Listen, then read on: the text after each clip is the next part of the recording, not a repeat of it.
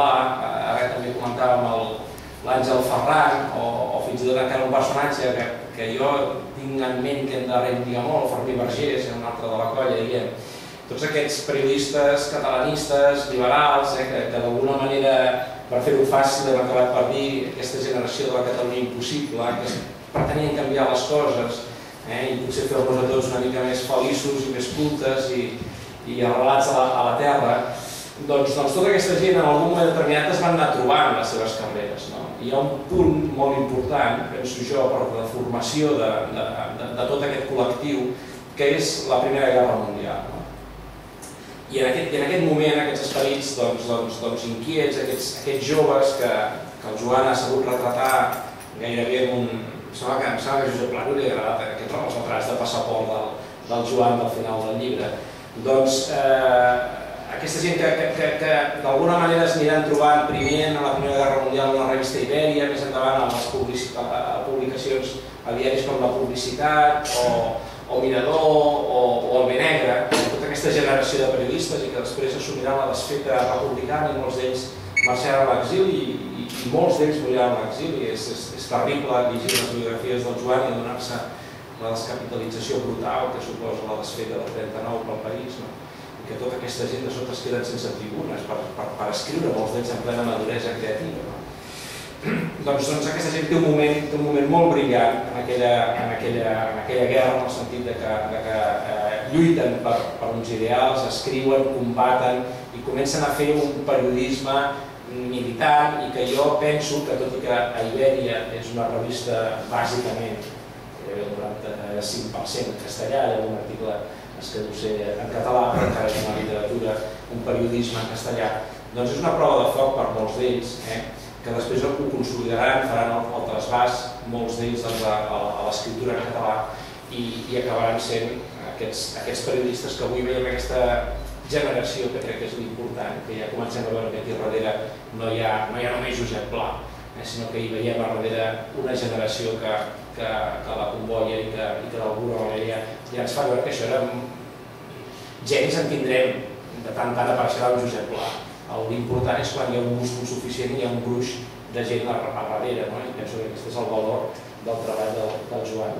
Aquí, a part de l'amistat que ens uneix, ha sigut un plaer poder-li editar el llibre.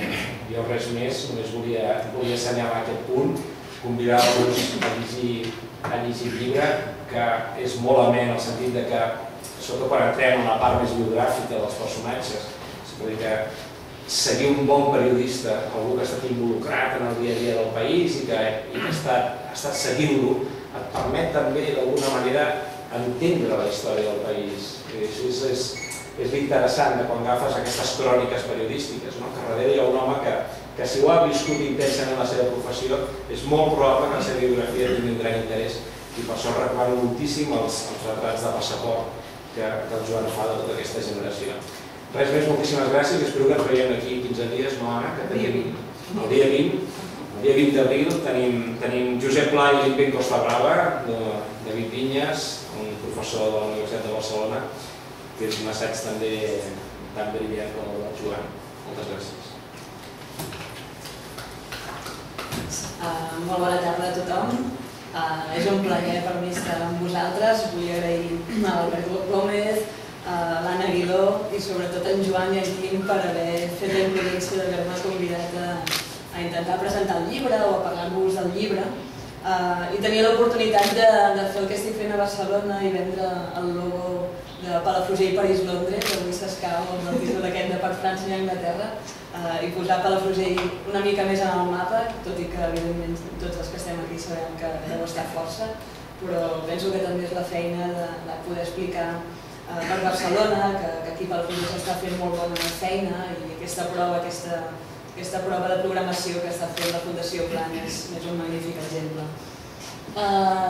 Aquest llibre que jo he pogut llegir i que segur que tots vosaltres ho fareu aquesta setmana vinent, diguéssim que segurament hagués tocat que l'hagués presentat una persona amb un pes pesant sobre la història de Catalunya, un Xavier Pla, una persona que pogués explicar-nos una miqueta més el context. Jo, pobra de mi, soc bibliotecària I el que vaig pensar a l'hora de parlar d'aquest llibre era el que hagués fet des d'una biblioteca per poder recomanar aquest llibre a qualsevol lector.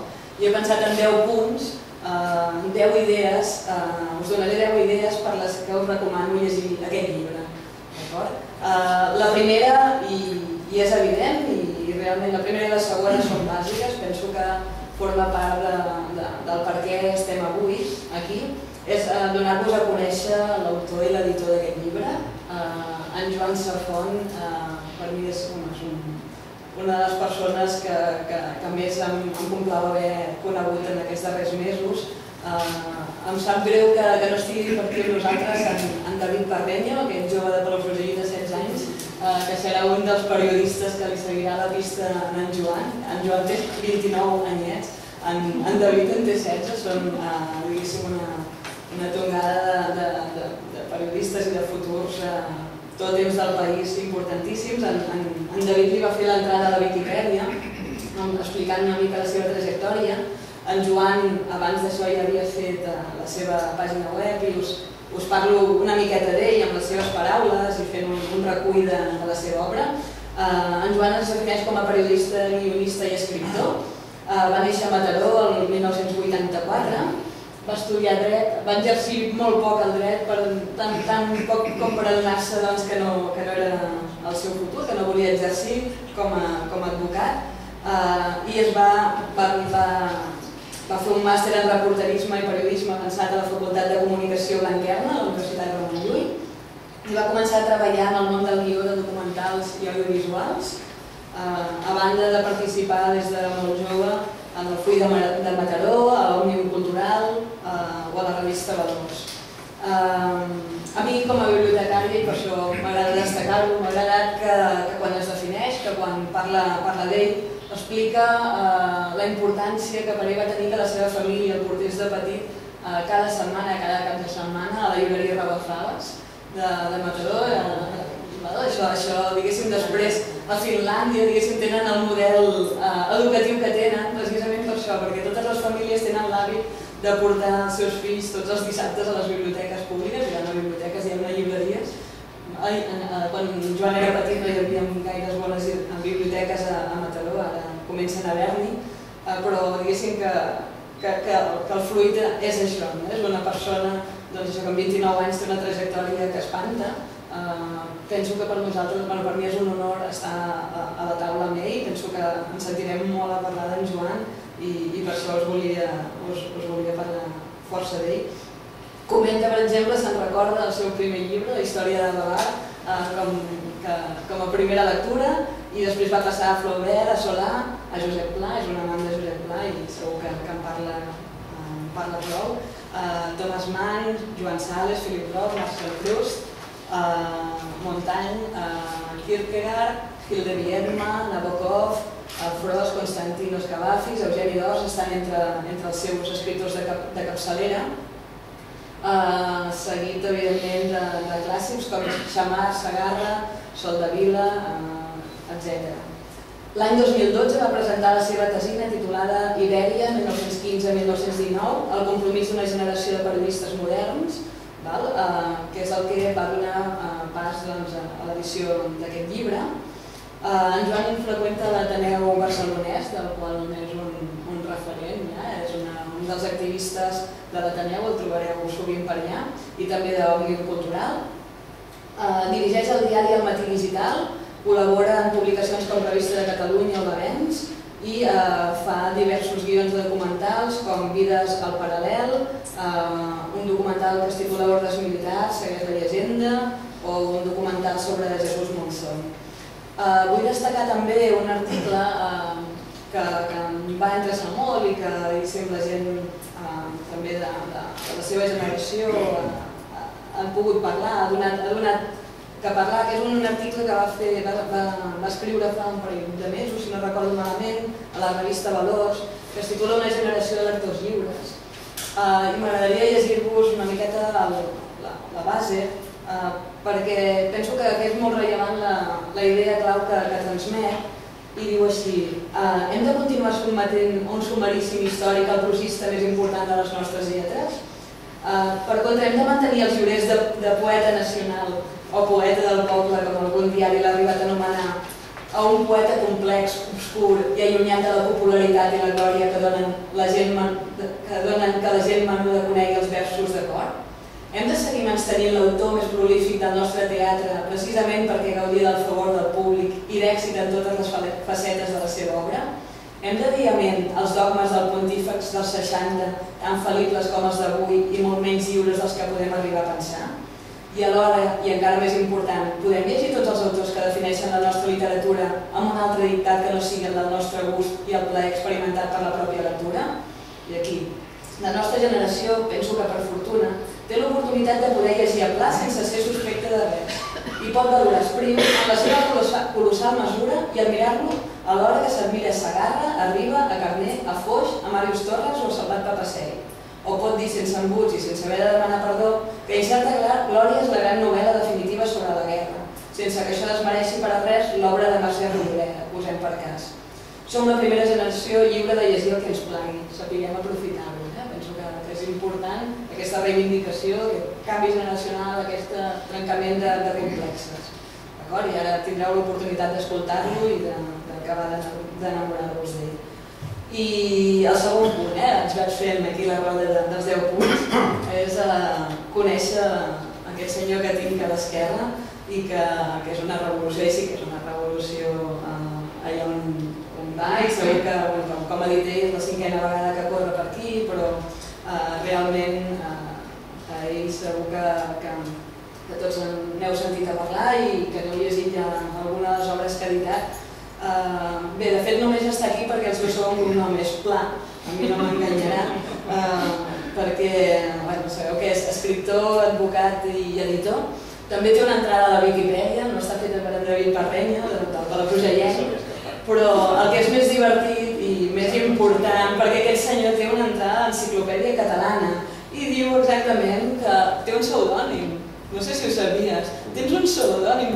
En lloc de dir això, Quim Torra, té el pseudònim de Quim Torra. Segons l'Enciclopèdia. Un partit de riure aquest matí. Sí. Exacte. Molt bo, o sigui que té un pseudònim. Per tant, quan es critica la Viquipèdia, avui, per exemple, Juanjo Millás al CCCB criticava la Wikipèdia, no? És que la Wikipèdia la fan quatre sonats, no sé què, i penses, l'Enciclopèdia Catalana, sense desmereixer-la, normalment, diu que això de Quim és un pseudònim. Bé, en Quim he tingut la sort de poder-me trobar amb ell, és un col·laborador magnífic de biblioteques, un enamorat de les biblioteques i de les bibliotecàries, i no, és veritat, és fantàstic, no? Tenir un pes pesant de la cultura a darrere de les biblioteques del país, realment, és un honor, un privilegi. Com sabeu, és l'alma mater de l'editorial A Contravent, que aquí també hi ha disputes entre la Wikipedia i l'enciclopèdia de dir-se A Contravent tot junt, separadet, algun dia ho aclarirem. Ha treballat durant 20 anys a l'empresa privada, cosa que l'honora, no és com segons quins funcionaris que baixem només de l'administració pública i per tant té una mirada molt oberta al món.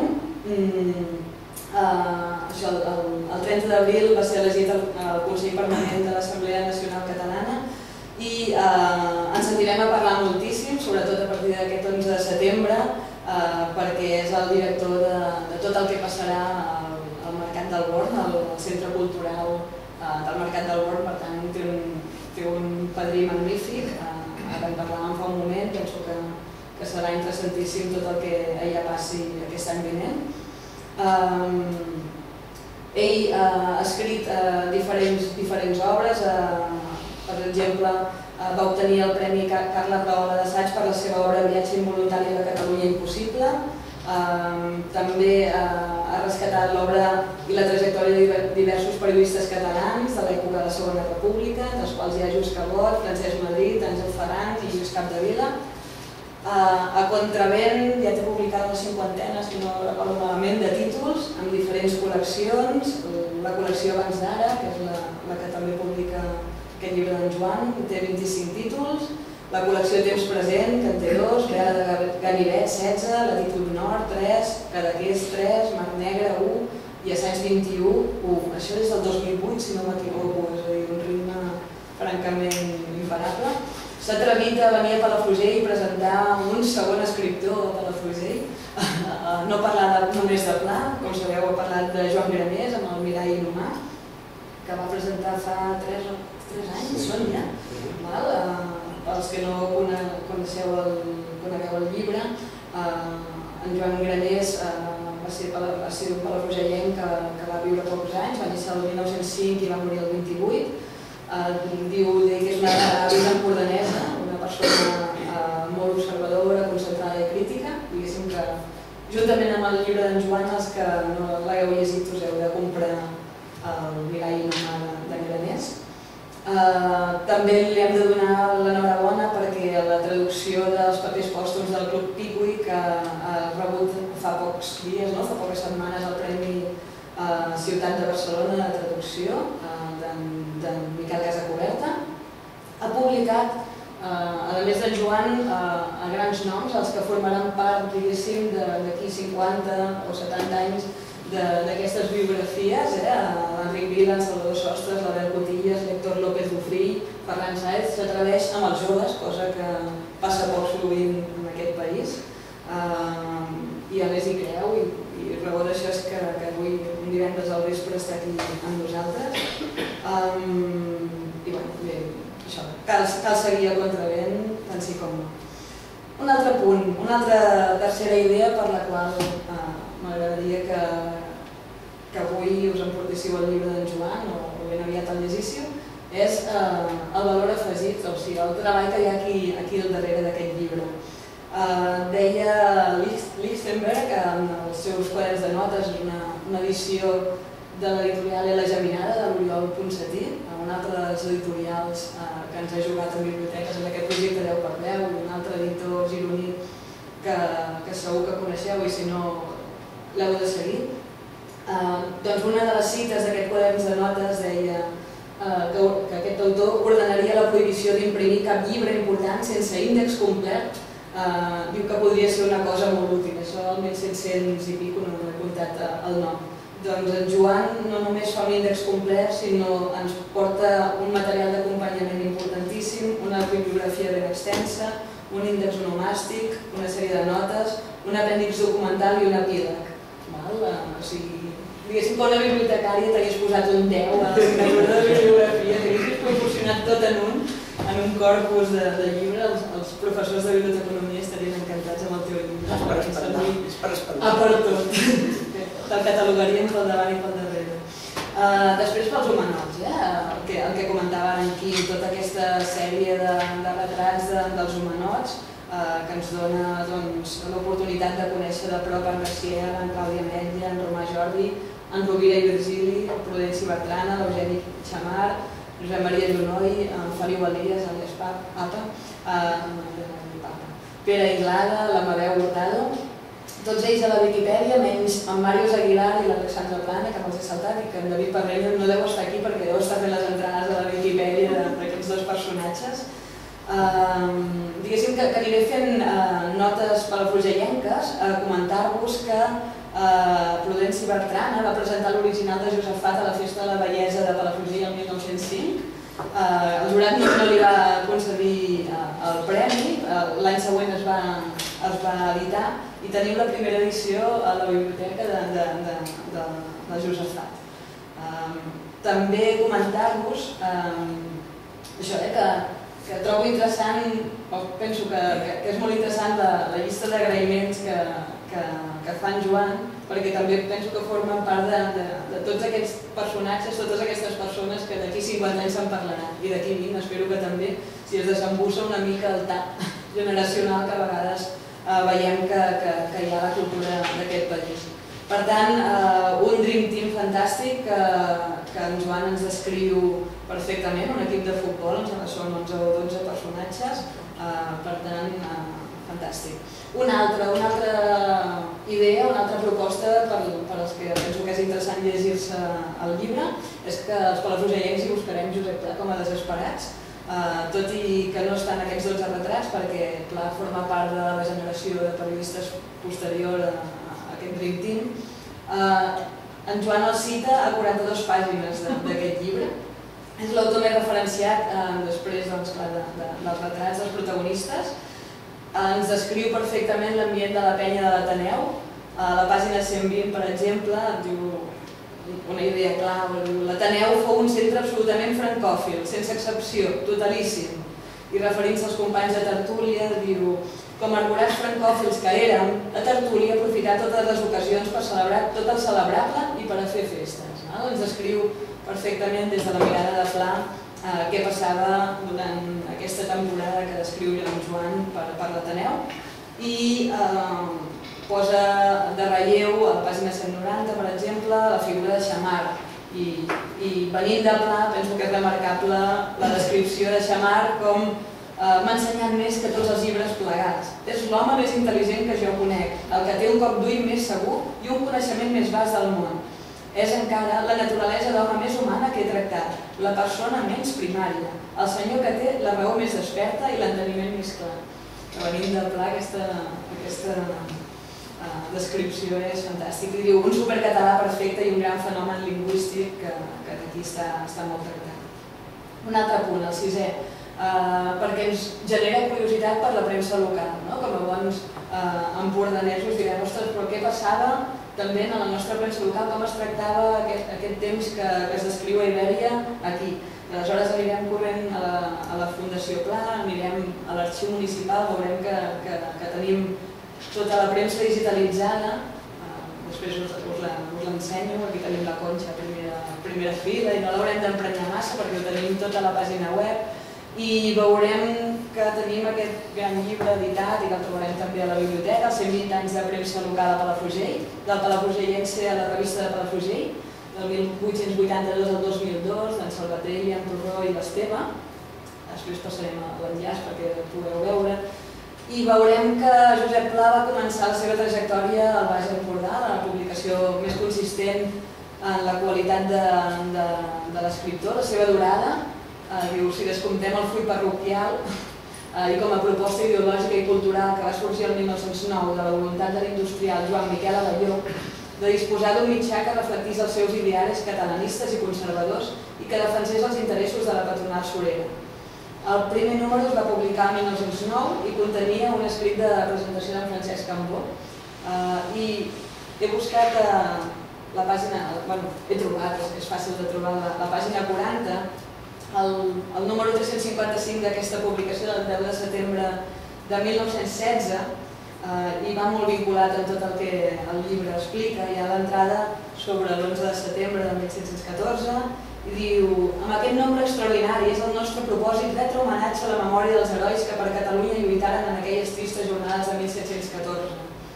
Avui que la idea nacionalista per la que aquells homes moriren torna a sorgir triomfant de plenitud, avui que la imatge del que fou se reflexa en l'espill de la història per ensenyar-nos el que Catalunya ha de tornar a ésser, oblidar Rafael de Casanova i els seus fora pecat d'ingratitud. L'hora i el moment no podien ser més oportuns. Com 202 anys enrere, en el camp de batalla topen en fúria disputant-se el predomini del món dos imperialismes. La fúria de les passions reanima i enjoveneix el cos decrèpit de la vella Europa i com ahir que sols l'envestida dels exèrcits de Lluís XIV s'atirà damunt el cos humil de la mare Catalunya per ofegar una nació que havia comès l'únic crim de voler viure lluny de les disputes dels homes, veiem avui també com els exèrcits de l'imperi cauen ignominiosament sobre Bèlgica, o tota la força de les esquadres d'Anglaterra amenaça la lliure Grècia esclavitzada en la seva honor i ultratjada i trepitjada com a poble lliure.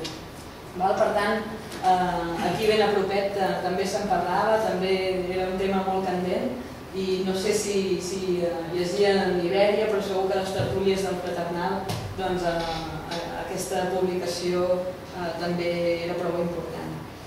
El 7è punt suposo que és l'eix i el que espero que en Joan s'extengui més, són els paral·lelismes amb la situació política actual. Està clar que la situació que reflexa el llibre de fa 100 anys, la neutralitat, la diferència de posicionament respecte al futur de Catalunya, doncs és el que ens emmarca, el que ens fa mirar enrere. A mi m'agrada molt destacar una ressenya que li va fer en Marc Andreu fa uns dies al quadern del País, que es titulava Catalunya és impossible. Penso que té una mirada molt lúcida respecte al teu llibre. Explica que no hi havia una posició única realment, que quan es parlava de la neutralitat a Catalunya teníem un president de la Mancomunitat, un Prat de la Riba, que era germanòfil, en Cambó, que practicava la neutralitat, o un Puig i Cadafal, que era claríssimament francòfil. I diu, en Marc Andreu, mentre uns 12.000 voluntaris catalans competien a la legió estrangera francesa, a la premsa espanyola es lliurava una dura batalla de paper entre germanòfils i aliadòfils. El combat el van guanyar aquests darrers, des de la francofília a través de la revista Ibèria, que és la base, diguéssim, del llibre, editada a Barcelona entre el 10 d'abril de 1915 i el 22 de febrer de 1919. Una publicació, sobretot en castellà, subvencionada per la diplomàcia francesa i l'agència Abbas Fabra.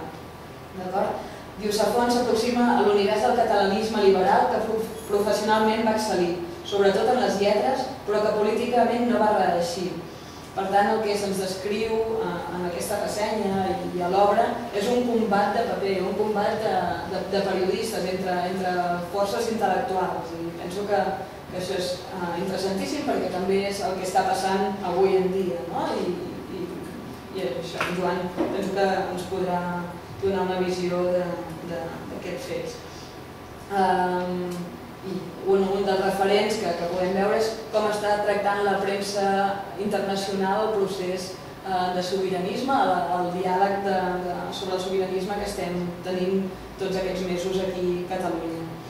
Un altre motiu per al que penso que pot ser interessant seguir, tenir en ment aquesta publicació Ibèria, i és, diguéssim, la primera editorial del número 1, ara us passaré, he fotocopiat el número 1, he imprès el número 1 i el darrer número d'aquesta publicació, per si us ve de gust xafardejar sobretot els anuncis, que és el que ens dediquem a vegades quan ens arriba una publicació 100 anys a les mans. Unamuno va dir això en la primera pàgina de Ibèria. No hace muchos años el inolvidable Maragall, mi amigo del alma, y yo proyectábamos haber fundado una revista que habría de haberse llamado Iberia y estar escrita en las lenguas literarias de la península, castellano, catalán y portugués. Algún día publicaré noticias circunstanciadas de aquel proyecto, con lo que al respecto me escribía Maragall, el cual llegó a proponerme que la revista se editase aquí, en Salamanca, como ciudad española la más próxima al centro de Portugal. Diu,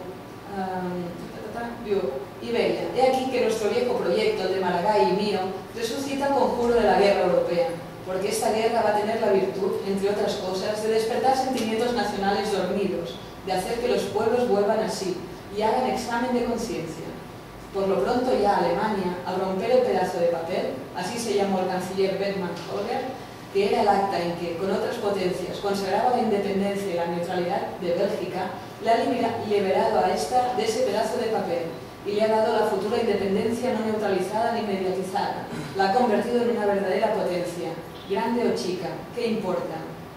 Iberia, final, que esta revista, nacida al trágico calor de la guerra, sobreviva a la paz y que sirva de hogar en que aprendamos a conocernos los distintos pueblos ibéricos, a conocer lo que nos diferencia, que es a la vez conocer lo que nos une, en que aprendamos también a disentir con clara conciencia de nuestros sentimientos y que nadie de fuera venga a querer organizarnos. Afuera ese armado viajante de comercio, soldado, comis Voyager y catedrático en una pieza que pretenda marcarnos el papel que hemos de hacer en el mundo por él organizado, que nos dejen a cada uno de nosotros como somos, hasta nuestros vicios no son más queridos que sus virtudes. Quédese pues con ellos. Penso que és molt més extens, però és molt interessant el reflex d'una publicació oberta, amb una mirada internacionalista importantíssima.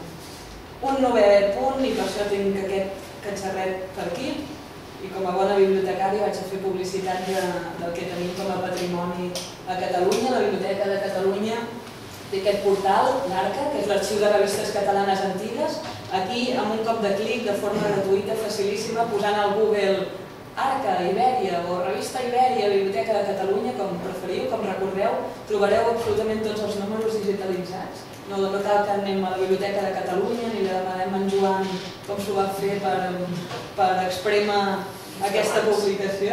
Just abans. No fumis, no tenies, pobre! Vas anar a la biblioteca. Bueno, ell ha fet, ostres, que m'ha fet mal. Exacte, encara més mèrit, és un punt.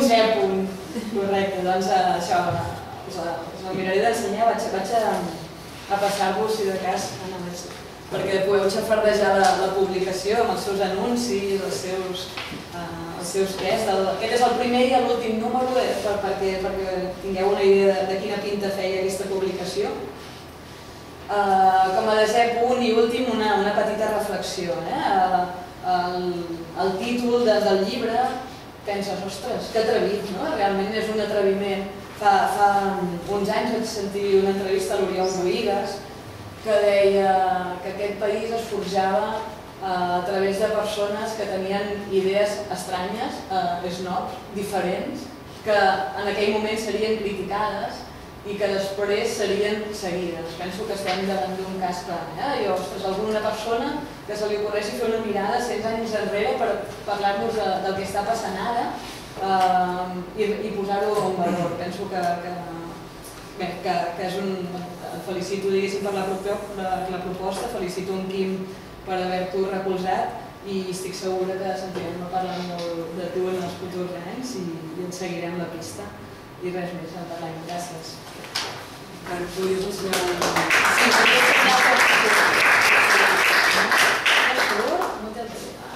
No té la prova, a casa. No té la noció. Volia ensenyar-vos això una mica la tinta que fa, però almenys així impresa també li podeu donar el preu. Qui vulgui veure-ho... Això, correcte, haurà d'anar... Ara penjarem a les xarxes, el link a l'Arca i...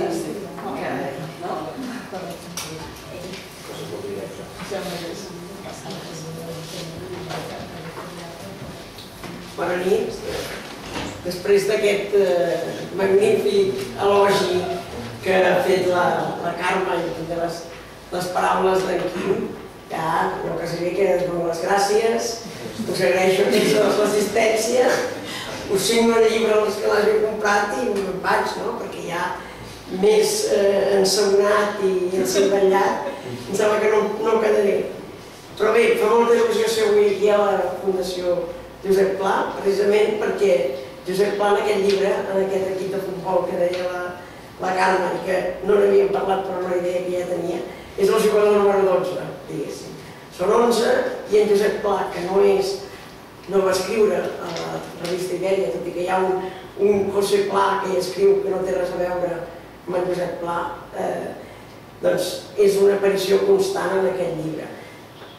Alhora, aquesta època que jo explico en el llibre sí que és l'època de Josep Pla.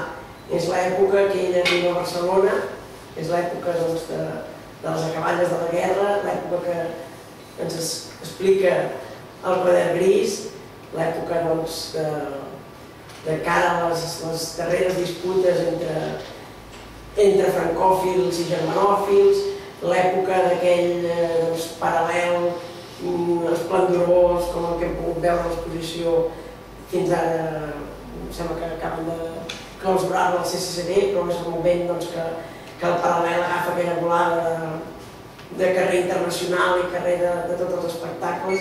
És l'època que a més corren per aquí espies, divises, prostitutes, tota mena de gent europea que fuig, se n'aprofita, para a Barcelona. És aquesta època del 1918, del Quadern Gris, del 1918, 1919, 1914, 1918, els anys de la guerra. Barcelona és una ciutat que és neutral, però en ella neix una revista com Ibèria que de neutral no en té res.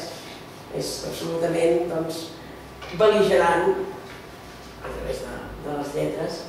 I a més, tornant a Josep Pla, hi ha proves en la seva obra, cita que ha llegit la revista Ibèria, que coneix almenys l'existència de la revista, em fa un judici, i a més, el que és més important, ell treballarà amistat amb diversos dels homes de la revista Ibèria. Si fem un repàs, doncs, Romà Jori, que serà un dels personatges importants de la revista, és el director que l'envia a París en la seva primera feina, i és aquest senyor que un dia a l'Ateneu descobreix que Josep Pla li acaba d'enviar un article que en realitat ha sortit publicat ara no recordo quina revista francesa, no sé si era a Novel Revue o... Vaja, i llavors en Josep Pla s'ha d'excusar perquè ha sigut un trampós en aquest sentit i llavors li diu, no només no se n'excusa, sinó que li diu, ara se n'adona. Però igualment devia tenir un bon apreci, devia tenir bon olfacte en Romà Jori, perquè a pesar d'això el continua donant suport fins que Romà Jori morirà poc després. Però és el seu primer director, havia treballat a les notícies, però dins de la... Ja el primer que l'envia fora, com a corresponsal de la publicitat, i és un personatge que en Pla va fent diversos judicis en la seva obra. És curiós perquè hi ha moments que diu que era un gran periodista i l'home que ell havia pres tot, llavors hi ha un moment que potser recorda alguna mica baralla i diu era un senyor que era molt dotat per les arts i per altres coses, però per el periodisme no tenia ni idea. No sé, penso que sigui quin sigui el judici, que al final mereixís, ja us dic, si anem buscant, va canviant d'opinió en diferents obres, la importància de Romà Jori és indiscutible, com per exemple la importància d'Alexandre Pla, el gran amic i potser la persona que l'introdueix a Barcelona en el moment que ell arriba en aquest Ateneu, que recordaré aquí unes paraules que diu: jo havia viscut fins a la data d'un ambient francòfil. La penya de l'Ateneu, que havia tingut un paper tan important en el curs de l'última guerra, era d'una francofília delirant i frenètica. França i res més. Es podien tenir les idees més absurdes. L'única cosa indiscutible era França i la francofília. La convivència amb una persona no francòfila hauria estat impossible. Evidentment, Alexandre Pla, el seu amic i introductor a la penya de l'Ateneu, era un home d'una francofília total i un dels personatges destacats de la revista Ibèria, com ja el referit i citat i mai prou homenatjat d'Eugeni Xammar, que també serà un dels homes tant de la penya de l'Ateneu, en els seus viatges, les ocasions que ell torna sempre passa per la penya de l'Ateneu, i en les ocasions que ell pot escriu a la revista Ibèria i n'arriba a ser, durant la seva estada entre viatges, el 1917-18, cap de redacció i autor d'unes peces editorials veritablement destacables. Potser un dels altres fets més destacables, de les pàgines més destacables d'Ibèria, és l'Oda Wiener, el poema cal·ligrama, obra d'art de Josep Maria Junoy, també un gran amic de Josep Pla, que també fa amistat en aquest moment d'arribada a Barcelona i de primeres coneixences. Junoy és un personatge que té una vida complexa, té una vida de canvis constants i potser serà que hi haurà un moment que s'allunyarà més del grup, però li va donar a Ibèria la immortalitat, perquè si abans de l'existència d'un llibre, que evidentment no tindrà cap, serà absolutament mortal i d'immortalitat no en tindrà res, si algú buscava la revista Ibèria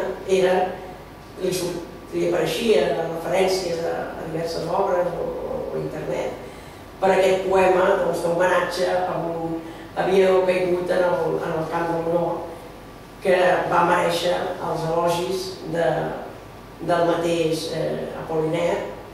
Hi ha una famosa carta que aquí transcrit que li diu: senyor Junoy, en la seva obra, he de dir que jo com a creador d'aquest tipus, d'aquest nou art, penso que vostè ha creat la primera obra d'art d'aquest nou estil que jo he creat. O sigui, això a Josep Maria Junoy li devia fer una il·lusió tremenda, doncs que el creador d'aquesta nova avantguarda, el qualifiqués de creador d'obra d'art. Com deia, també un molt bon amic de Josep Pla, però també hi haurà relacions molt més simpàtiques o molt menys anecdòtiques.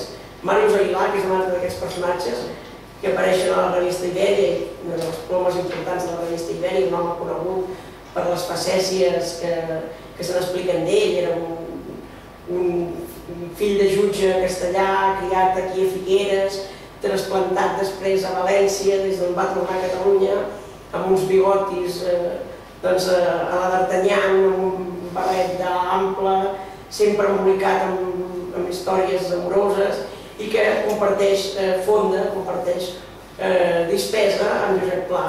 I fins i tot Pla fa classes particulars amb una nena que tenia d'estraperlo, que en diem, una filla natural que tenia l'amic Màrius, i Josep Pla li dona classes fins que descobreix que aquella nena pobreta no es va més i diu, miri, deixem-ho estar.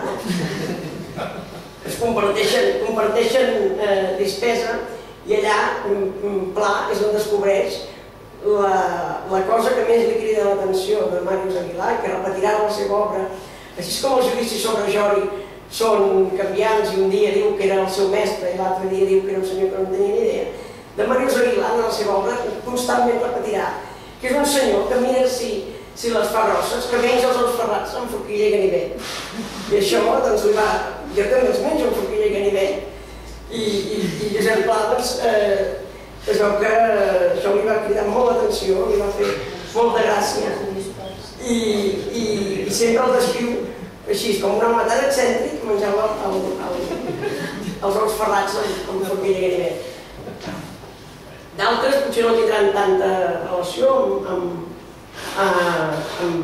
Josep Pla. Inglada el coneix a París, participa en l'organització de l'exposició d'art català, Hurtado d'alguna manera és el seu cap com a editor de la publicitat, Ametlla, que és periodista també d'una dimensió importantíssima, a més amb lligams aquí a l'Empordà, Castelló d'Empúries, tindran relacions en diferents moments sense haver treballat junts ni haver tingut una gran amistat, però sí que es denota algun tipus de contactes i, com deia, amb Bertrana, Rovira i Virgili i Feliu Elias es coneixeran d'aquest món generacional que jo he intentat descriure en aquest llibre. Ells han fet servir diverses vegades, la paraula generació. Jo la vaig fer servir en el títol de la meva tesina. El fet generacional és important. En aquell moment, i jo penso que també ara, la Carme també em demanava que pogués una mica en la situació actual. Potser és una mica agosarat dir noms, però sí que formem una generació i penso que encara que abans de començar en Quim digués que quasi bé podia ser el meu pare, jo penso que en les edats que es mouen els homes d'Ibèria podríem ser de la mateixa generació, aquesta generació que la Carme al·ludia en el text, en un text que em sembla que em vaig passar de frenada, potser, però que també justifica perquè he fet aquest estudi, perquè puguem llegir sense límits, sense lligams, sense prejudicis, i això és potser un dels caràcters definidors d'aquesta generació, de la Carme, del Quim, de tants de nosaltres, que des de diferents àmbits, des de l'àmbit més periodístic, més de gestió cultural, més d'edició, estem llegint, estem discutint, estem escrivint, estem investigant, estem entusiasmant-nos, sense els lligams, potser, de la transició, del passat, dels pactes excessivament signats amb foc. Aquest fet generacional, com llavors, que es va abanderar per França i Anglaterra, com aquí dic, i de fet el títol d'una justificació, ells diuen la revista Ibèria s'abandera per França i Anglaterra i contra Alemanya. Això tampoc no era... No, no em semblava que hagués de posar contra Alemanya, però sí per França i Anglaterra trobo que era la seva definició en pròpies paraules, doncs així com ells es van abanderar per França i Anglaterra amb una voluntat en tot moment de posar Catalunya, que això se'n preocupen diverses vegades de posar-ho de relleu, ells no fan una mera propaganda francòfila o anglòfila per passió d'admiració i punt, sinó en un sentit molt catalanista, en un sentit d'explicar Catalunya al món, d'explicar què estava passant a Catalunya i explicar a Catalunya què estava passant al món. Comptant que amb aquesta relació fluida entre el gran esdeveniment mundial i el petit nucli que era Catalunya, el petit país que era Catalunya, anar a la taula de la pau, en el moment final de la guerra hi haurien canvis. Aquest era una mica l'esperit. El nostre esperit, quin pot ser? Home, tenim molta feina a fer també a l'hora d'explicar el nostre país, potser ja no tant explicar-lo a Europa, que també, i explicar-lo al món, sinó fins i tot explicar-nos a nosaltres mateixos. Hi ha moltes encara coses per explicar-nos. Aquesta època de la Primera Guerra Mundial que jo he treballat és una de les èpoques més brillants, més mogudes, més exuberants, fins i tot en qüestions literàries, en qüestions polítiques, però en canvi ens l'hem explicat molt poc. No en tinc la raó, potser perquè és una època tan complexa que no podem dir els bons, els dolents, els savis, els ineptes, no ho sé, però ens hem d'explicar, ens hem d'autoexplicar, explicar-nos a fora, explicar-nos amb voluntat d'aquesta llibertat que també era una mica la seva bandera. Ells s'autodefinien moltes vegades com a liberals i això també és el que els va fer ser admiradors de França i Anglaterra, aquest esperit de demòcrata, republicà, en el sentit no de mer canvi entre monarquia i república, sinó d'uns valors, d'uns principis, aquest aire de més cosmopolita, però alhora profundament català. Es podia ser, en aquests debats que a vegades que dèiem que la nostra generació hem de superar, podem veure que en aquesta època es podia fer una obra d'art reconeguda per el mateix Apollinaire sense canviar de llengua o sense baixar d'un determinat espai, sense renunciar a res. Podia ser profundament català, profundament liberal, profundament internacionalista, profundament europeista, profundament cosmopolita i alhora amb aquesta voluntat, a més, avantguardista, amb aquesta voluntat de renovació cultural, que també són una sèrie de personatges que potser no serien noucentistes en el sentit estricte, però la influència del noucentisme en ells és absoluta. El noucentisme, amb tot el que té de mediterrani, de llatinista, d'amant de la cultura llatina i mediterrània, és una de les raons que els fa ser francòfils. I han dit, una podria ser aquest republicanisme, aquesta civilitat, aquesta adscripció a les democràcies occidentals. Una altra podria ser el mediterranisme d'arrel noucentista. I després, curiosament, molta gent em pregunta com podien ser aquests autors que tu has treballat tan francòfils si a l'altre costat de Portbou, diguéssim, i hi havia la Catalunya Nord sotmesa per la França jacobina. Doncs ells, curiosament, el fet que hi haguessin catalans a l'altre costat de la frontera era un dels grans motius de la seva francofília, perquè pensaven, si aquests germans nostres van a la guerra per França, com nosaltres podem posar-nos en la trinxera oposada i llavors convertir això en una guerra entre germans. I això ho deixen diverses vegades clar i tenen grans contactes amb personalitats de l'època. I llavors, finalment, evidentment, hi havia una francofília i una anglofília estratègica. Com us deia, en el dia de demà, a la taula de la Pau, presentar el plet dels catalans i dir nosaltres, els primers defensors de França i d'Anglaterra. Evidentment, el nostre amic regidor ho comentava, era d'una ingenuïtat total, perquè el real polític que es va imposar al final de la guerra no aconsellava tocar les fronteres d'Espanya i França, preferia un rei militarot i un rei poc demòcrata i que no tingués cap consideració per als catalans, que no pas una cosa estranya que se'ls pogués girar en contra el dia de demà. I això el mateix cònsol Gosén, Eduard Gosén, que havia sigut un gran amic de la revista Ibèria, potser el pare intel·lectual de la criatura, ja els diu, jo us aprecio molt, entenc molt bé que sigueu francòfils i que ens estimeu i que penseu que també anem, però els meus superiors són molt amants de l'estabilitat i mentre hi hagi un rei, encara que es diguin republicans, ja els agrada que no pas una cosa que no sapiguem mai però no ens pot sortir. Per tant, jo penso que fins a cert punt ja sabien que això era una empresa utòpica, però fins a cert punt potser és això el que ens agrada, que a pesar de l'utòpic i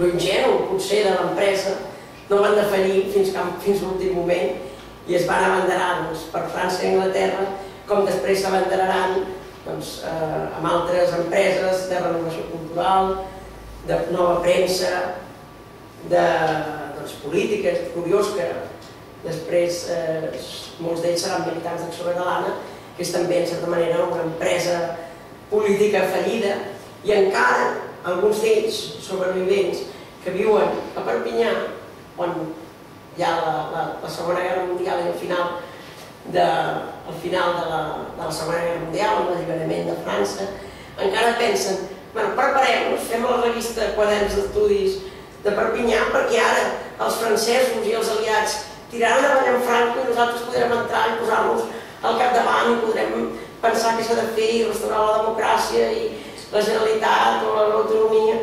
Evidentment, l'esperança, la voluntat de compromís, la fe en uns valors que en aquell moment havien representat França i Anglaterra, i alhora fer-ho des de la intel·ligència, i la intel·ligència, des dels àmbits intel·lectuals i des de l'escriptura, el periodisme, serà la constant d'aquesta generació que potser va fer néixer la Primera Guerra Mundial.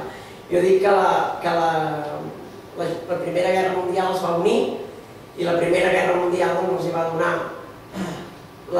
els coneixements, les sabieses per dispersar-ho i llavors fer aquella gran premsa dels anys 20, la publicitat, el Lligador, el Bé Negre i tantes altres que serà un dels referents, tornem per aquesta generació d'avui, que hem de llegir amb llibertat i que hem d'aspirar a la llibertat. Moltes gràcies.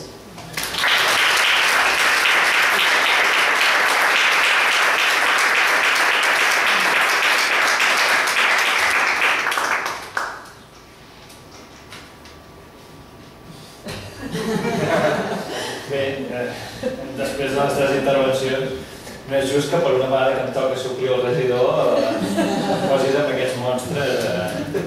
Crec que poca cosa més puc afegir sobre en Joan o el llibre.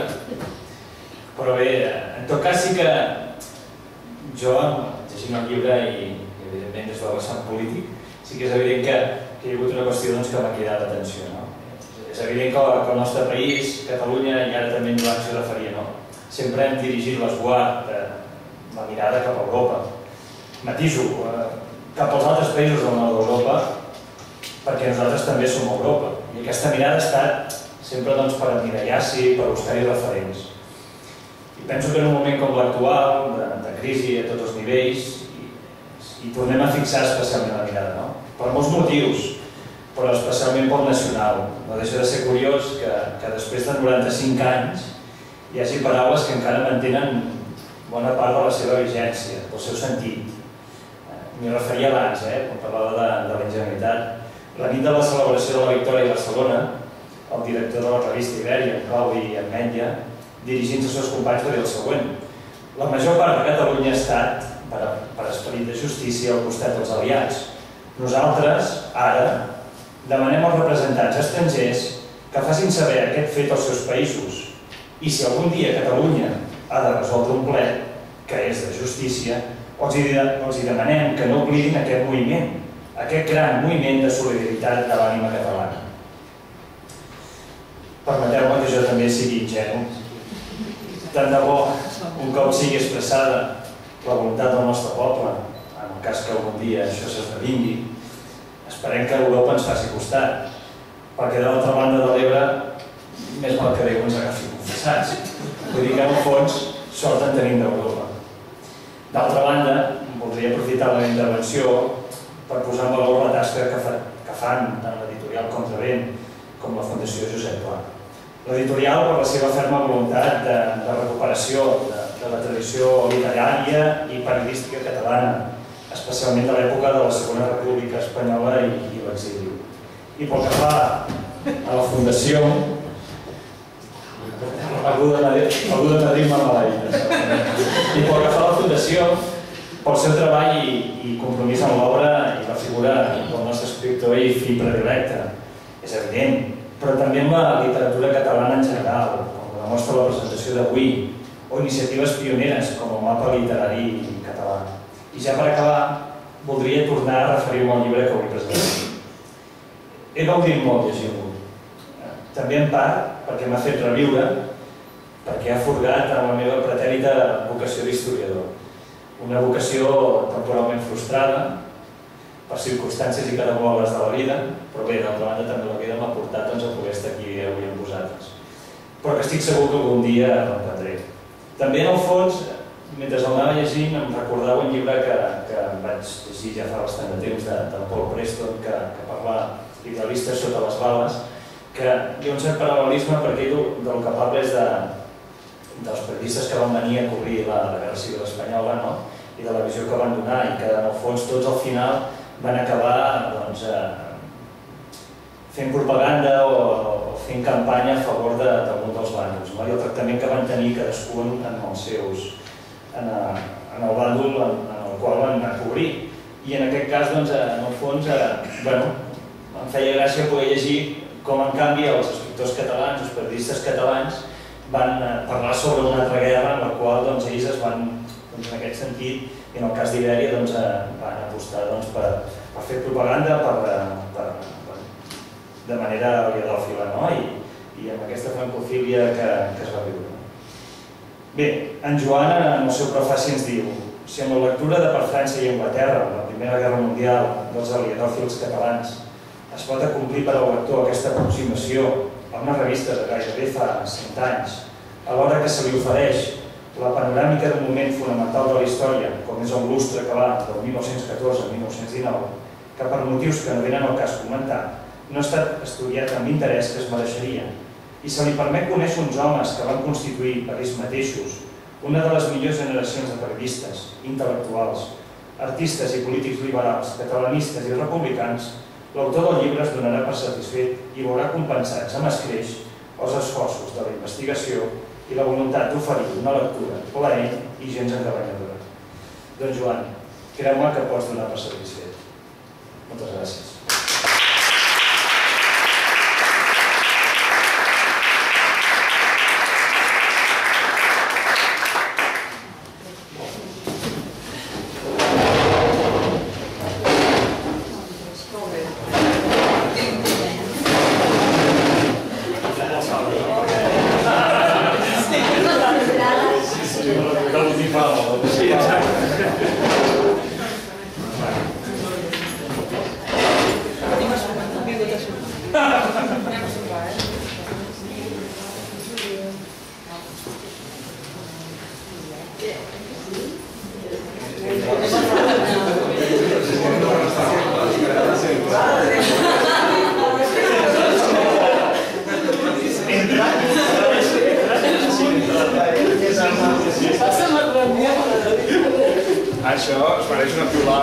també que sí. I a més, és molt pertinent posar... Però també anem a posar... Es va posar moltes quadres aquí. Sí, Això. Mira que posa aquí. Entrada sin entrada.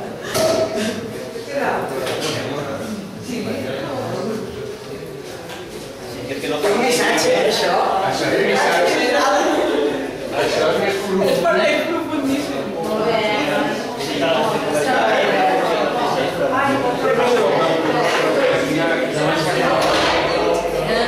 Documentació. M'ha agradat molt aquest text sobre la vida. Molt bo, perquè no ho coneixia. I aquesta és una més cosa que jo no puc passar. I mira aquí que... Això? Sí, també quan volia pagar això.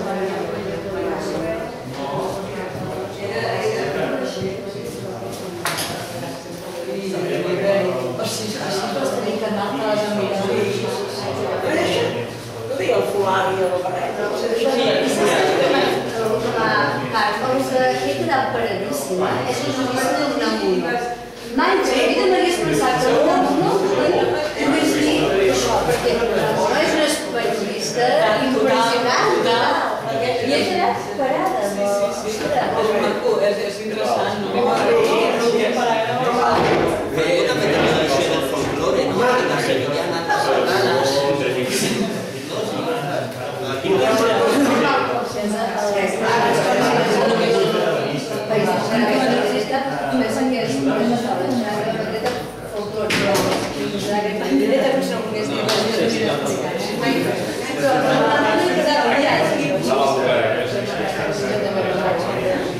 Molt bé. Si no hi ha accés...